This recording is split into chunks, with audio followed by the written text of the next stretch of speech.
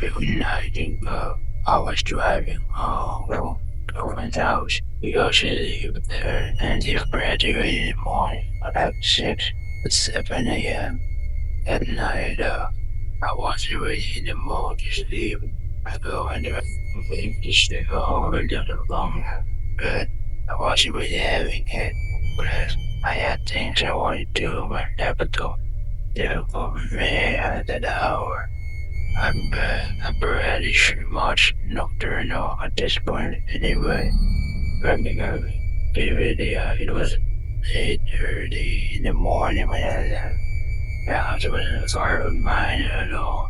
Only about 5 minutes or day during the day with the traffic. And I didn't know I wish I looked like I had this time of 3 o'clock.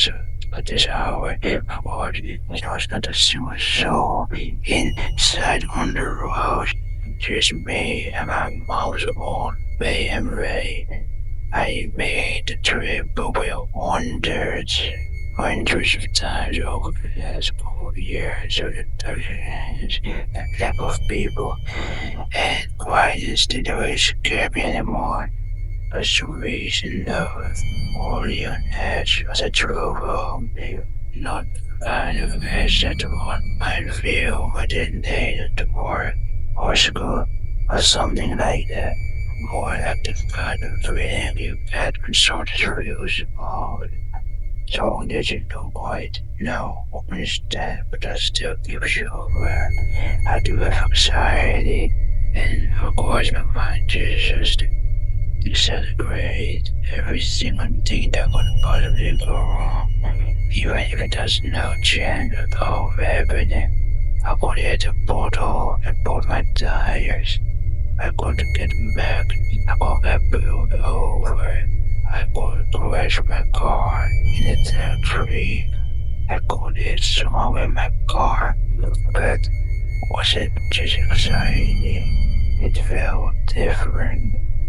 Anyways, I was cruising down the familiar road. Been down and down and down. In my head, I was having one of those long, existential conversation. It only happened in the middle of the night. At night, the source of light beside some street names every now and then. Or the dim traffic lights that break every other day. I drove past the lights. I was only about a minute from my house at this point. I was too forward to flip into bed. I blinked my laptop. Maybe watching some YouTube as well. But just wasn't thinking about that. To my right, I see something weird looking on my over the floors. And out towards my car. Fortunately, the swerve beneath the brakes. Fortunately, and everything else in my car lurched forward. I didn't hurt, but was about knees. I did hit whatever it was. It was dark, so certain that it didn't. But it at first. I thought it was an animal of some sort. Maybe it did.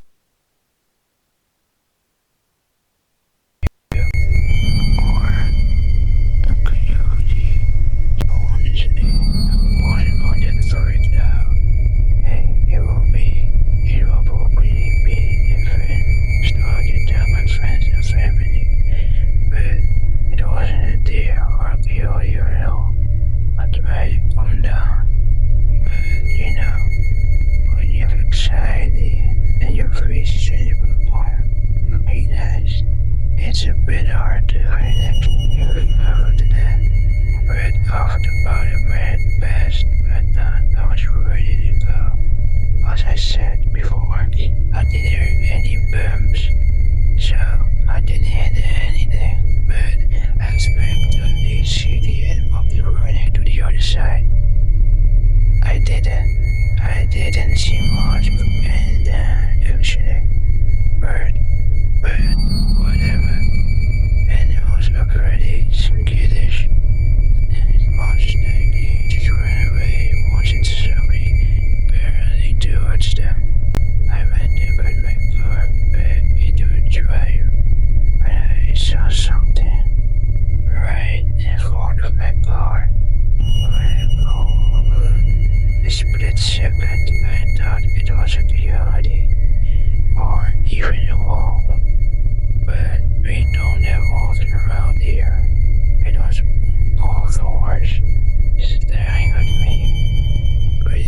huge and expanded eyes, and its tall, large, long snout, and dark gray, patchy fur all over its body.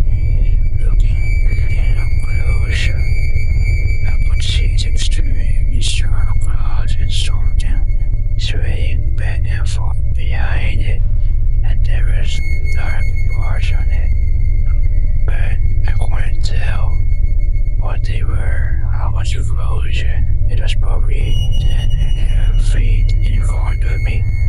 I didn't know what to do, so I just sat there, and my eyes staring at it. It had to be a prank of some sort, but this was no prank. I could tell once whatever it was opened its mouth and I feel its really sharp teeth. It closed, diluted down. That seemed good itself as it dragged across its teeth, and would finally conclude itself to breathe, and off being the tail racing behind it.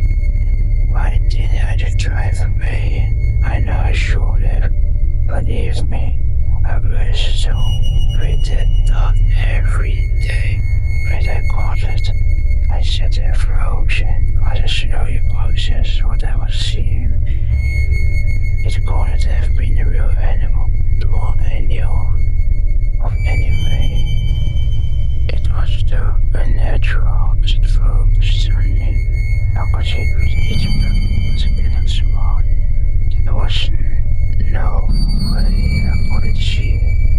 So I drew the bed slowly and then inched towards the other, or towards the night of my part, more thirdly, like it was hurt or something. I illuminated in the light. It was some kind of giant red, a fucking huge red. Yes, I know, the object produced its sound, but please just listen to me. When I say giant, I mean giant, and then it's like silvering over its mouth. Something was stepping off of it, and I found it out what the parts were. Blood. It was covered in blood. Some parts of its body being hurt was theirs. Was it its own blood or someone else's?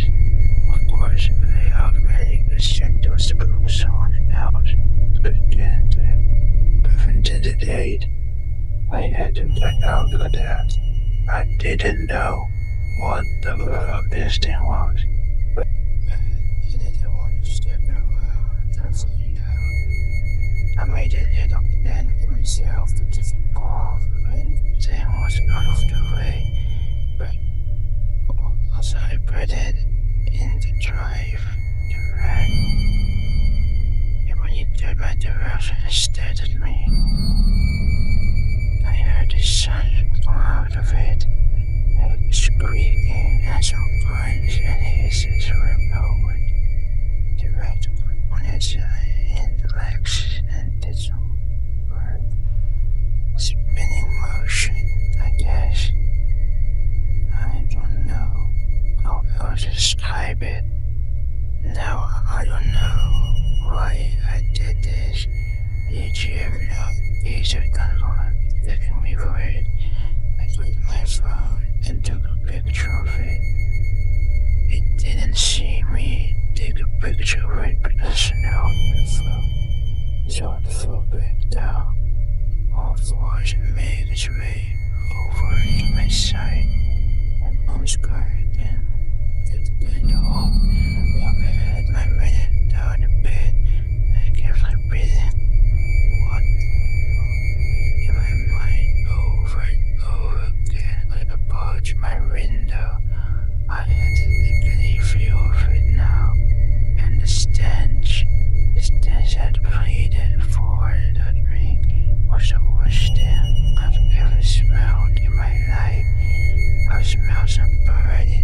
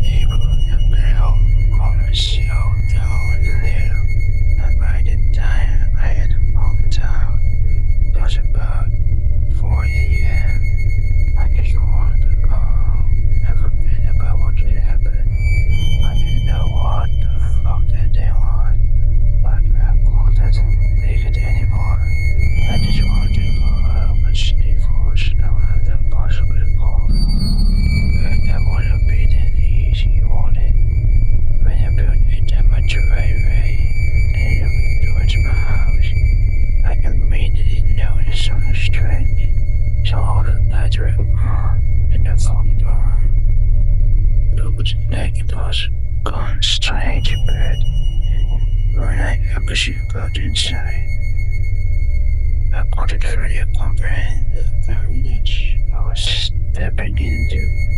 My house was total wreck. Everything was broken, smashed with everything. I knew a better out without Joel. Scored have been there. I was broken into a great bathtub by a giant red monster. And to make matters even worse, the house gets broken into. But that's when I noticed something odd. A blue tile leading down my hallway. Where some soft steps on ripping apart the piece of it made it stubbornly eating it, and then a muffled squeak. Was it the cat? No way. I slowly made my way towards the sound, and when I peered down the hallway, I saw it with the whole body, great booty fur. Those birds ripping a piece of my cat and eating it. I'm not sure if I can ever fully explain what I felt at that moment, but when I don't